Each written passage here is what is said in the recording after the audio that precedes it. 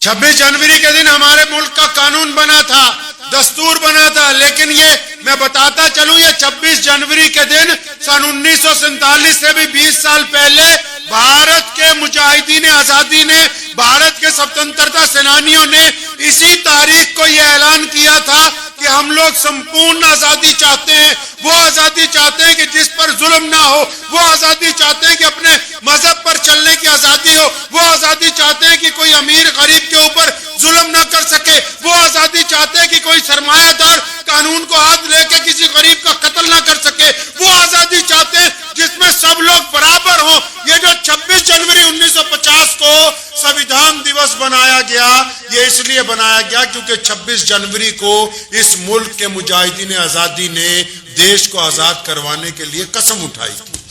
अस्सलाम वालेकुम वरहमतुल्लाहि वबरकातुहू। दोस्तों, उम्मीद आप हजरात खैरियत से होंगे। दोस्तों, आपका खैर मकदम है हमारे channel MH Qayyum viral topics पर। दोस्तों, आज की इस वीडियो में मैं आप हजरात के सामने शाही इमाम पंजाब मौलाना उस्मान लुधियानवी साहब का एक बेहतरीन बयान लेकर के हाजिर हुआ हूँ। इस बयान से आपको बहुत ज़्यादा मालूमात हासिल होगी और बहुत ज़्यादा आपको फ़ायदा भी होगा। दोस्तों, इस बयान को तवज्जो से सुनिएगा। चलिए मैं भी आपके साथ इस बयान को सुनता हूँ और आप भी मेरे साथ साथ इस बयान को सुनिए। हर बज़ में तमद्दुन है, ज़ियाबार हमी से कायम है यहाँ गर्मी बाजार हमी से। हकदार तो हैं फसले गुलिस्तां के बहुत लोग, हकदार तो हैं फसले गुलिस्तां के बहुत लोग, है अर्ज़े चमन खूं की तलबगार हमी से। और मिट जाता है खबरों से कभी नाम हमारा, मिट जाता है खबरों से कभी नाम हमारा, और बनती है कभी सुर्खी अखबार हमी से। पंजाब का अंग्रेज गवर्नर एडवायर श्री अमृतसर साहब शहर के पुलिस लाइन में अपने कमरे में बैठा है और जनरल डायर जो उस वक्त का डिप्टी कमिश्नर है, उन दोनों ने एक आदमी को बुलाया जो पुलिस का सुप्रिटेंडेंट है, एसपी है उस वक्त अमृतसर, और उसको बुला के जनरल डायर ने यह कहा कि कल सुबह जलियांवाले बाग में हुकूमत के खिलाफ जो लोग धरना लगाने के लिए आएंगे उनके ऊपर गोली चलानी, हुकूमत के खिलाफ जो लोग बगावत करेंगे उनको ताकत के साथ कुचलना है। तो जो नौजवान इन दोनों का हुक्म लेने के लिए आया था, उसने तसल्ली से जनरल डायर की बात भी सुनी और पंजाब के गवर्नर मिस्टर एडवायर की बात भी सुनी। बात सुनने के बाद बड़ी हिम्मत और जुर्रत के साथ सुप्रिटेंडेंट ऑफ पुलिस एसपी जान मोहम्मद खान ने यह कहा कि मेरा मजहब निहत्ते लोगों पर गोली चलाने की इजाजत नहीं देता, मेरा ज़मीर कमजोर लोगों को मारने की इजाजत नहीं देता, आपका कानून भी किसी निहत्ते के ऊपर गोली चलाने की इजाजत नहीं देता। इसलिए ये डायर जो बात कह रहा है, मैं इस हुक्म को मानने से इनकार करता हूं। एडवायर ने, जो गवर्नर था, जब ये बात सुनी तो उसको बड़ा गुस्सा आया, तो उसने इसको कहा, इस एसपी को, इस मुसलमान को, कहने लगा कि अगर तू भारत के वायसराय का करीबी ना होता तो मैं इस हुक्म अदूली पर तुझे गोली मार देता, लेकिन अगर तुझे अपना ओहदा पसंद है, अगर तू चाहता है कि एसपी की कुर्सी तेरे पास रहे और ये शान और शौकत तेरे पास रहे, तो जो हम कहते हैं वो करना होगा। और कुर्बान जाए उस खान साहब पर, कुर्बान जाओ उस ईमान वाले पर, कुर्बान जाओ इस मिट्टी के उस बच्चे के ऊपर कि जिसने ये कहा कि मैं अपना ओहदा छोड़ने के लिए तैयार हूं, अपने हम वतन भाइयों के ऊपर गोली चलाने के लिए तैयार नहीं। ये तारीख इतिहास का वो पन्ना है जिसको लोगों ने छुपा दिया। अगर एसपी खान अहमद जान उनकी बात मानता तो जलियांवाले बाग में अंग्रेज ने जो जुल्म किया था वो अंग्रेज के सिर नहीं मड़ा जाता, बल्कि वो दो कौमों के अंदर नफरत की वजह बन जाता। ये लाल मिसाल कुर्बानी है। इसी लुधियाना के मोजपुरा बाजार के रहने वाले इस नौजवान ने, जो कि ऑक्सफोर्ड से पढ़ के आया, पंजाब पुलिस में इतने बड़े ओहदे पे पहुंचा, लेकिन अपने अल्लाह और उसके रसूल का कहना मानते हुए जालिम का साथ देने से इनकार कर दिया और बाकी की जिंदगी मुअत्तल रहकर, डिसमिस रहकर गुजारी, लेकिन अंग्रेज से कभी सारी जिंदगी माफी नहीं मांगी। हर साल एक एसपी रैंक का आदमी खान साहब के घर जाता था पेंशन की रकम लेके और माफीनामा लेके कि आप माफी लिख दें कि उस दिन आपने डायर की बात नहीं मानी थी तो आपको दोबारा एसपी बना दिया जाए। सन 1946 में उनका इंतकाल हुआ। जब तक जिंदा रहे इज्जत के साथ, वकार के साथ अंग्रेज के आगे कभी भी अपने सर को झुकाया नहीं है। ये वो कुर्बानी है जिसकी वजह से आज हम आजादी का लुत्फ उठाते हैं। शेखुल हिंद हजरत मौलाना मुफ्ती महमूदुल हसन गंगोई, अंग्रेज सारी रात पीठ पे दुर्रे मरवाता है, सुबह को एक कागज सामने रखा जाता है कि बस दस्तखत करने हैं, माफीनामा लिखा हुआ है,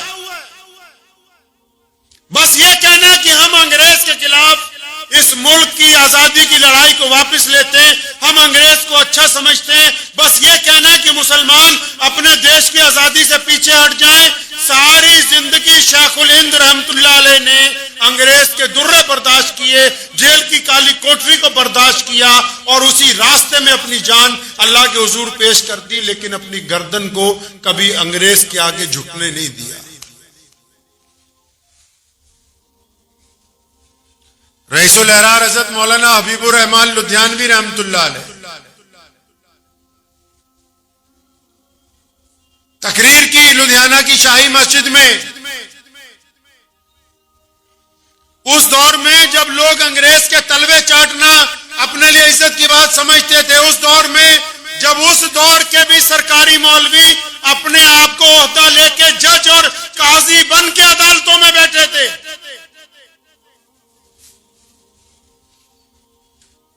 और ऐलान किया कि कौन लोग हैं जो देश की आजादी के लिए आज के आ जाए, कौन मुसलमान है, कौन हिंदू और कौन सिख है जो कंधे से कंधा मिला के इस अंग्रेज के खिलाफ लड़े। मैं उसकी क़यादत के लिए उसका साथ देने के लिए तैयार हूं। पूरे शहर में हड़कंप मच गया कि भाई कोई आलिम आया है जिसने अंग्रेज को सरेआम ललकारा है। गिरफ्तार हो गए, अदालत पहुंचे, मुकदमा चला। बदकिस्मती से अदालत में जो जज था वो इसी मुल्क का रहने वाला था, यहीं से पढ़ के यहीं पर जज लगा था। तो जज ने जब दोनों तरफ की बातें सुनी, अंग्रेज पुलिस की बातें सुनी, जब फैसला लिखने लगा तो जज ने रईसुल अहरार मौलाना हबीबुर रहमान लुधियानवी रहमतुल्लाह अलैह को आहिस्ता से कहा कि मौलाना ये मुकदमा जो है इसमें कोई ऐसी दफा नहीं है कि आपको मैं सजा दे सकूं, लेकिन अंग्रेज डिप्टी कमिश्नर मिस्टर कुल्टन बहादुर का फोन आ चुका है, उनका हुक्म आ चुका है कि हबीबुर रहमान लुधियानवी को कम से कम 1 साल की सजा दो, ये जेल में रहे ताकि लोगों को अंग्रेजों के खिलाफ ना उकसाए। तो कहने लगे मौलाना मैं मजबूरी में आपको 1 साल की सजा दे रहा हूं। तो जो कटहरे में मौलाना हबीबुर रहमान लुधियानवी खड़े थे, उन्होंने फिर तारीखी बात उस जज को कही, फरमाने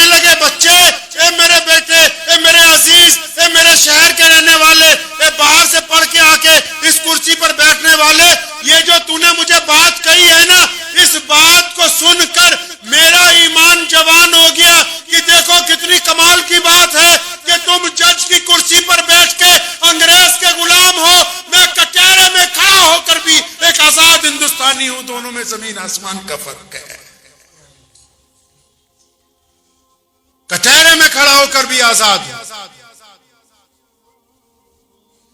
अंग्रेज ने पेशावर से लेकर दिल्ली तक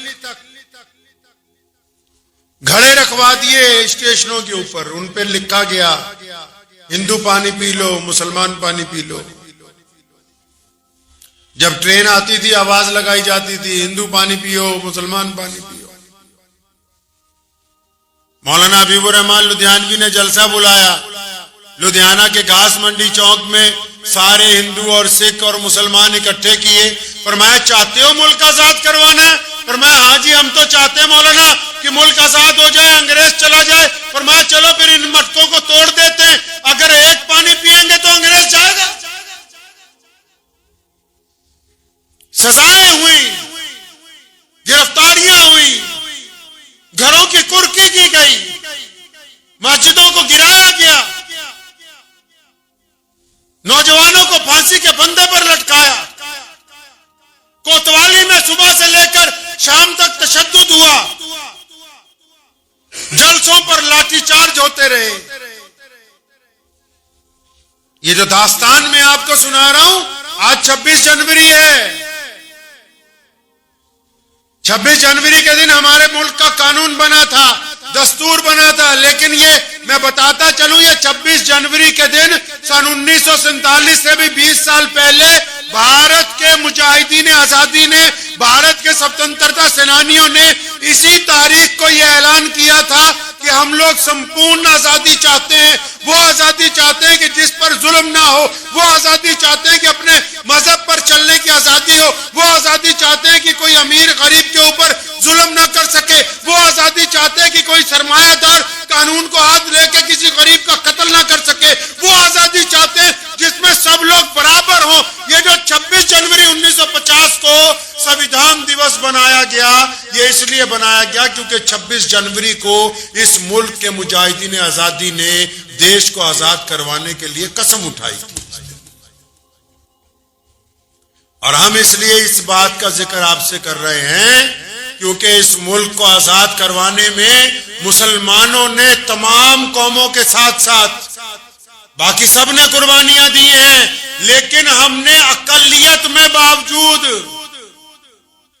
माइनॉरिटी में होने के बावजूद मेजॉरिटी से ज्यादा कुर्बानियां, अकलियत में होने के बावजूद अक्सरियत से ज्यादा कुर्बानियां दी हैं। अकलियत में होने के बावजूद ज्यादा फांसी के फंदों को चूमा, ज्यादा अंग्रेज की जेलों के अंदर रहे, ज्यादा मार खाई, ज्यादा तशद्दुद बर्दाश्त किया, ज्यादा स्वदेशी को अपनाया। हमने अपने इस मुल्क की आजादी के लिए, इसकी आजादी के लिए अपना खून, अपनी हड्डियां, अपनी रूह, अपना जिस्म सब कुछ कुर्बान किया है। तब अंग्रेज ने इस मुल्क को छोड़ा है। तब आज हम लोग बैठकर एक दूसरे पर आजादी के साथ बात करते हैं या किंतु परिंतु करते हैं। अगर अंग्रेज होता तो फिर ये नौबत ना आता। और किया क्यों? क्योंकि हमारे नबी हज़रत मोहम्मद रसूलुल्लाह कहिए सल्लल्लाहु अलैहि वसल्लम ने हमें यह दर्स दिया कि जालिम के जुल्म को बर्दाश्त नहीं किया जाएगा। यह रसूलुल्लाह की तालीमात थी कि अगर कोई तुम पर मुसल्लत हो जाएगा तो उसे बर्दाश्त नहीं किया जाएगा, कोई तुम्हारी जमीन पर काबिज हो जाए तो उसे बर्दाश्त नहीं किया जाएगा। ये मोहम्मद रसूलुल्लाह ने हमें सिखाया कि अमीर हो या गरीब हो, उसको अपने कंधे से कंधा जोड़ के साथ में खड़ा कर लो। ये मोहम्मद रसूलुल्लाह ने हमें सिखाया कि चाहे कोई गोरा हो या काला हो, सारे एक ही बर्तन में बैठकर खाना खा सकते हैं। ये मोहम्मद रसूलुल्लाह ने हमें सिखाया कि तुम तमाम लोग आपस में एक बराबर हो। ये हमें जो हमारे नबी ने तालीमात दी है, उसके सदके हमने अपने देश की आजादी में सबसे ज्यादा कुर्बानियां पेश की। बाज लोग पूछते हैं कि तुमने किया क्या है, कुर्बानी क्या दी है, क्या नहीं दी है। जलियांवाले बाग से लेके पेशावर के किस्सा खानी बाजार तक, किस्सा खानी बाजार पेशावर में अंग्रेज ने जब सुर्खपोश पठान निकले अंग्रेजों के खिलाफ आजादी का झंडा लेके, तो जनरल डायर ने वहां खड़े होकर कहा कि पीछे हट जाओ, हम गोली चलाएंगे। उठाए सरदार वल्लभ भाई पटेल ने, उस रिपोर्ट में लिखा है सन सन 1936 में कि जब वहां अंग्रेज जनरल ने गोली चलाई, 950 मुसलमान जो भारत की आजादी के लिए अपने घरों से निकले, जिनके हाथ में भारत की आजादी के लिए झंडा पकड़ा हुआ था, 950 मुसलमानों की छाती पर गोली लगी है। एक भी गोली हमारी पीठ पर नहीं लगी, हर एक गोली हमने अपनी छाती के ऊपर बर्दाश्त की। 950 मुसलमानों की कुर्बानियां, एक दिन में, एक वक्त में 950 लोगों का छाती पर गोली खाना। सरदार वल्लभ भाई पटेल ने लिखा था कि सुर्खपोश पठानों की इस कुर्बानी ने तमाम कौमों की कुर्बानियों को पीछे छोड़ दिया है कि इनमें एक भी बंदा ऐसा नहीं था कि जिसने अपनी जान बचाने की जरा सी भी कोशिश की। लामिसाल कुर्बानियां हमने अपने मुल्क के लिए पेश की हैं, और अब भी और आने वाले दौर में भी बहुत सारे लोग या बहुत सारी ताकतें वक्तन फौक्तन ये चाहते हैं कि वो शायद अहले ईमान को डरा सकेंगे या बहका सकेंगे। इत्मीनान में दिल पर हाथ रख के इस बात का यकीन कर लें कि अंग्रेज का जुल्म हमें हमारे अकीदे से नहीं हिला सका, और दुनिया की कोई ताकत हमें हमारे अकीदे से नहीं हिला सकती, क्योंकि अकीदा मोहम्मद रसूलुल्लाह सल्लल्लाहु ताला अलैहि वसल्लम ने अता फरमाया कि हमें इस बात का फख्र है कि हम इस जमीन पर पैदा हुए, ये हमारी धरती है, ये हमारा मुल्क है। हमें फख्र है इस बात पर कि हम भारत के रहने वाले हैं, और इस बात पर भी फख्र है कि हम मोहम्मद रसूलुल्लाह सल्लल्लाहु अलैहि वसल्लम की उम्मत में से हैं। ये दोनों इज्जतें हमें अल्लाह ने अता फरमाई हैं, दुनिया की कोई ताकत हमसे ये इज्जतें छीन नहीं सकती है, ये अल्लाह ने अता फरमाई। तो इस बात को हमेशा याद रखें। कौमें वो जिंदा रहती हैं जो अपने शोहदा को याद रखती हैं, जो अपने स्वतंत्रता संग्राम के सेनानियों को याद रखती हैं, जो कुर्बानी देने वालों को याद रखती हैं। ये तो ठीक है कि भारत के जो बड़े नायक गुजरे उनमें गांधी जी का नाम है, उनमें मौलाना अबुल कलाम आजाद का नाम है, उनमें सुभाष चंद्र बोस का नाम है, उनमें अताउल्लाह शाह बुखारी का नाम है, उनमें मौलाना हबीबुर रहमान लुधियानवी का नाम है, और उनमें बड़े बड़े लाला लाजपत राय जैसे लोगों का नाम है।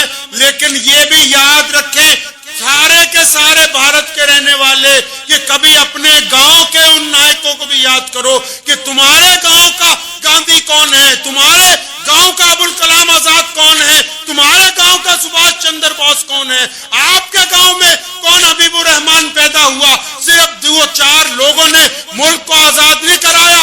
हर गली में, हर खित्ते में, हर शहर में, हर गांव में ऐसे लोग जन्मे हैं जिन्होंने अंग्रेज के दांत खट्टे किए, तब अंग्रेज यहां से जाने पर मजबूर हुआ है।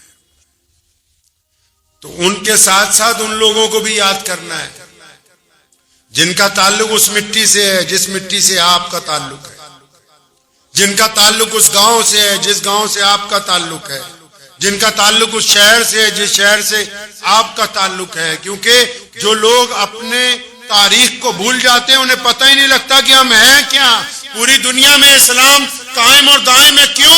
मोहम्मद रसूलुल्लाह की मोहब्बतों की वजह से। और मोहब्बतें कैसे कायम है? क्योंकि हमें अपने नबी की हर अदा याद है, हमें उनका देखना याद है, उनका चलना याद है, उनका बोलना याद है, उनका उठना याद है, उनका बैठना याद है, उनका जंग का मैदान याद है, उनका कुरान पढ़ना याद है, उनकी इमामत याद है, उनकी सफात याद है, उनकी अदालत याद है। हमें अपने नबी सल्लल्लाहु अलैहि वसल्लम की हर अदा याद है, इसलिए पूरी दुनिया में इस्लाम कायम और दायम है। अगर आप भी चाहते हैं कि आप अपने हिस्से की आजादी को बरकरार रखें, तो अपने शहर के उन नायकों को याद रखिए जिन्होंने अंग्रेज के खिलाफ आपके लिए लड़ाई लड़ी है।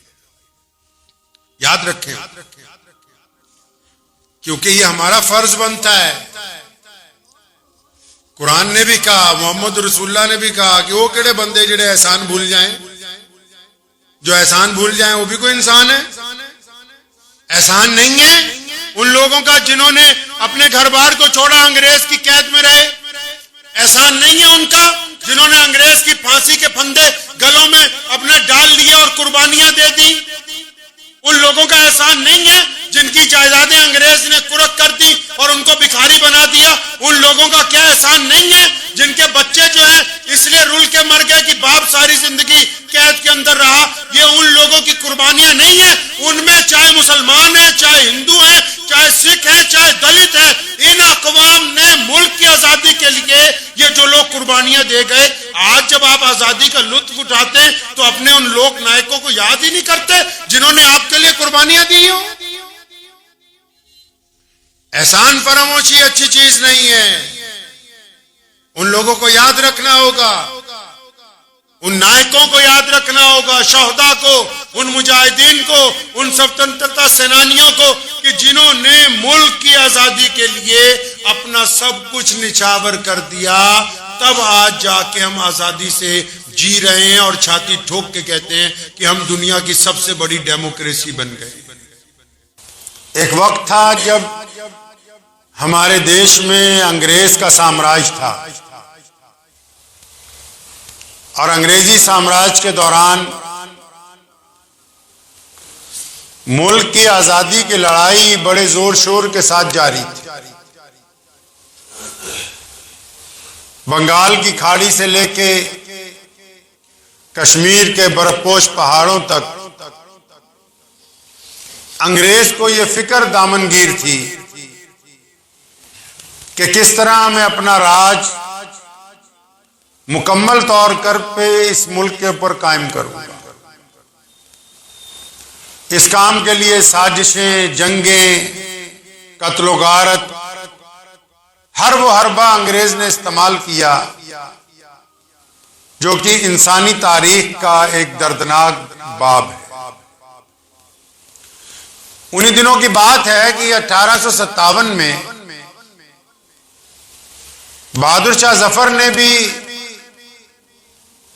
पूरे मुल्क के लोगों को, मुसलमानों को भी, हिंदुओं को भी, मुल्क के दलितों को और बाकी तमाम तबकों को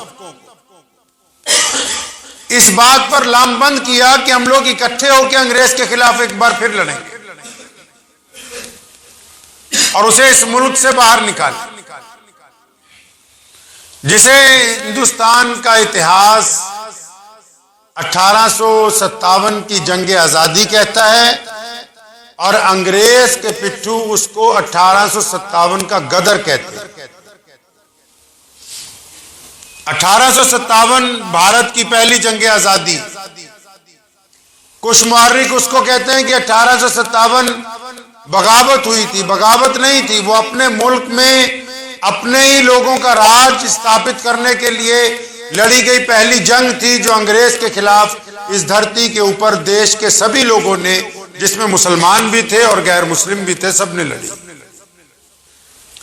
लेकिन उस जंग में एक बात अंग्रेज को चुभ गई। वो बात ये चुभी कि 1857 की जंग आजादी में मुसलमान जिस तरह आज मुल्क में माइनॉरिटीज में हैं, अल्पसंख्यक हैं, तो उस वक्त भी तो अल्पसंख्यक ही थे।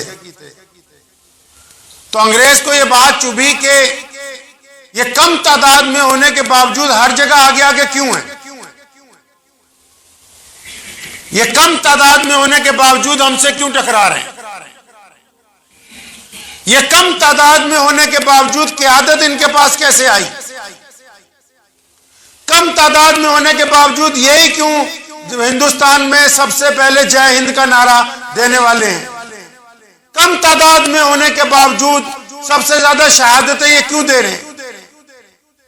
1857 की जंग आजादी में अंग्रेज को इस बात की तकलीफ महसूस हुई कि ठीक है, मुल्क में हमारा कब्जा नाजायज है, ये मानते हैं कि हमने 7 समुंदर पार आके भारत के ऊपर कब्जा किया, लेकिन और भी कौमें हैं और मुसलमान जो हैं ये सबसे आगे क्यों आजादी की लड़ाई में? तो मलका एलिजाबेथ जो फर्स्ट थी, उसने एक कमीशन अपॉइंट किया। उसने अच्छे अच्छे दानिश्वरों की, प्रोफेसरों की, अपने मुल्क के बड़े बड़े कैबिनेट के मिनिस्टरों की ड्यूटी लगाई कि इस बात के ऊपर रिसर्च करो कि ये मुसलमान भारत की जंग आजादी में इतनी कुर्बानियां क्यों दे रहा है, क्यों ये हर एक के साथ खड़ा हुआ नजर आता है, क्यों ये अपने देश में हर एक का साथी बना हुआ है। तो वो कमीशन ने कई साल रिसर्च की, क्योंकि 1857 की जंग आजादी में जहां मुल्क के बेइंतहा मुसलमानों ने, हिंदुओं ने एक साथ मिलकर अंग्रेज के खिलाफ लड़ाई लड़ी, लेकिन वो नाकाम हो गई। लेकिन उस नाकामी के बावजूद अंग्रेज को बड़ा नुकसान उठाना पड़ा, और उसके बाद अंग्रेज ने फिर जुल्म और इंतहा के दरवाजे खोल दिए मुल्क पर, नाजायज लोगों का कत्लेआम किया, बस्तियां उजाड़ी। तो उस दौर में अंग्रेज ने ये रिसर्च करवाई कि ये जो मुसलमान हैं, कम से कम इनको ही देश की आजादी से अगर अलग कर दिया जाए तो फिर हो सकता है कि हम अपने टारगेट को अचीव करें। मतलब जो हमने सोच रखा है कि 400-500 साल इस मुल्क में राज करेंगे, तो हो सकता है कि हम वहां तक पहुंच जाए। ये वो कहानी है जिनको उस वक्त भी लोग सुनाते हुए परेशान होते थे, आज भी बहुत सारे लोग इस कहानी को सुनाते हुए परेशान होते हैं। अंग्रेज ने रिसर्च जब शुरू की तो उसके रिसर्च स्कॉलरों ने रिपोर्ट पेश कर दी एक साल में। उन्होंने कहा कि ये जो मुसलमान हैं, ये जो माइनॉरिटीज के अंदर हैं, ये इसलिए भारत की जंग आजादी में सबसे आगे हैं क्योंकि इनके जो नबी हैं हजरत मोहम्मद रसूलुल्लाह सल्लल्लाहु अलैहि वसल्लम, उनका हुक्म है कि अहले ईमान जुल्म को बर्दाश्त नहीं करेंगे।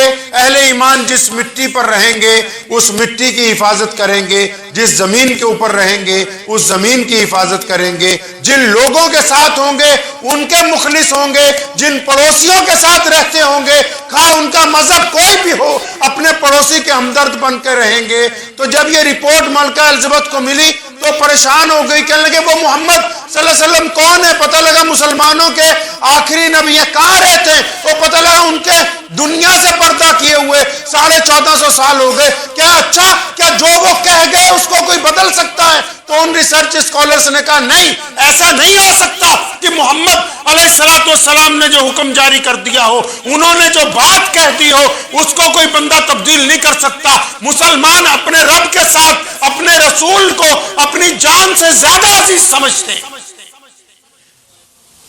अंग्रेजों के लिए फिक्र की बात थी कि एक कौम अपने देश के लिए कुर्बानियां अपने मजहब के हुक्म के मुताबिक दे रही है, एक कौम अपनी मिट्टी के लिए कुर्बानियां अपने अल्लाह उसके रसूल की मोहब्बत में दे रही, एक कौम अपने हमवतनों के साथ, चाहे वो मुसलमान हैं, चाहे वो हिंदू हैं, चाहे वो सिख हैं, चाहे वो दलित हैं, चाहे वो जैनी हैं या बोधी हैं, वो इसलिए उनके साथ खड़ी है क्योंकि इस्लाम ने उनको कहा कि जिनके साथ दोस्ती का हाथ बढ़ा दिया गया, जिनकी दीवार तुम्हारे घर की दीवार के साथ बन चुकी है, और जिस मोहल्ले में तुम इकट्ठे पैदा हुए हो, तुम उनके साथ कभी बेवफाई ना करना, उनके साथ खुददारी और मोहब्बत के साथ सारी जिंदगी गुजारना। ये मोहम्मद रसूलुल्लाह कह गए।